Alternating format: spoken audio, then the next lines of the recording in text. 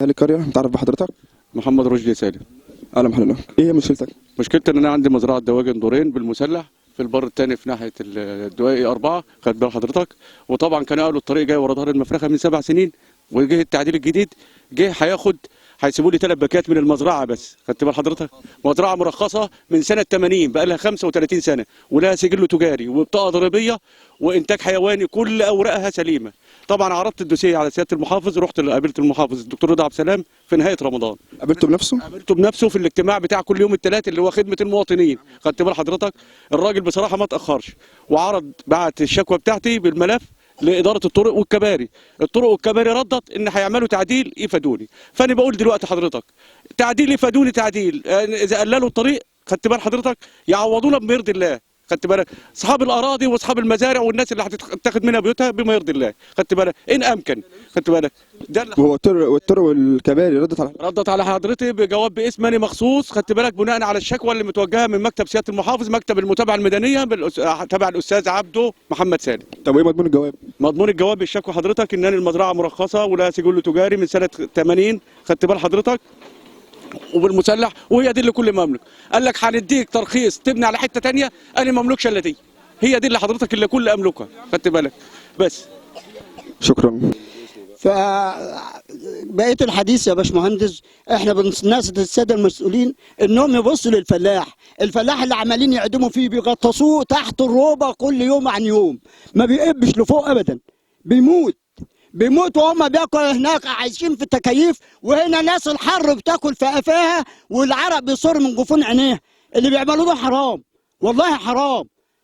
بقول الرئيس عبد الفتاح السيسي اللي بتعمله ده، يعني بص للناس اللي وقفت وقالت تحيا مصر، وده عاش الجيش وعاش الرئيس السيسي، وانت عارفين ان انت عملت قناه السويس، كتر الف خيرك، ونشكرك على اللي انت بتعمله مع الدوله. بس اقفر احنا كده، حرام عليكم كده، حرام يا ناس، حرام والله.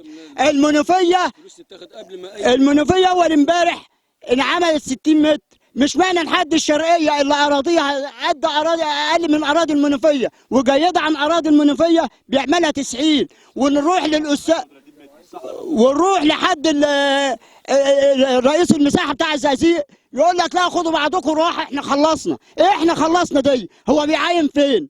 بيعاين يعني الله كانوا جابوا له التركه ديا بيوزع فيها على كيفه للحكومه مثلا، ولا ايه حكايته؟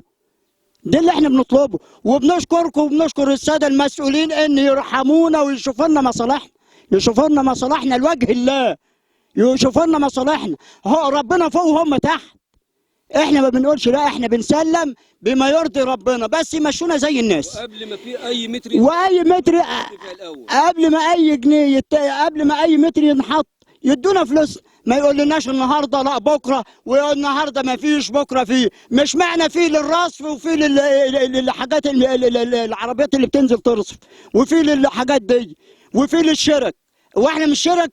ولا احنا ناس بقى هندننا حمير مدى حياتنا؟ وكفايه والله العظيم، عنده 4 عيال، ما في واحد اتعين 4 عيال، وكل عيل معاه 4 عيال. يعني حرام يا ناس، والله حرام اللي بنشوف حوالينا، حرام. وشكرا جزيلا، وبنشكر الدكتور الرئيس، وبنشكر الرئيس المحافظ، وبنشكر كل من حضر معانا. نشكرهم على ايه بقى؟ على ارضنا، على لا اله الا الله، ويقفوا جنبنا بس. كل اللي مطلوب يقفوا جنبنا، كل اللي مطلوب منهم يقفوا جنبنا. شكرا.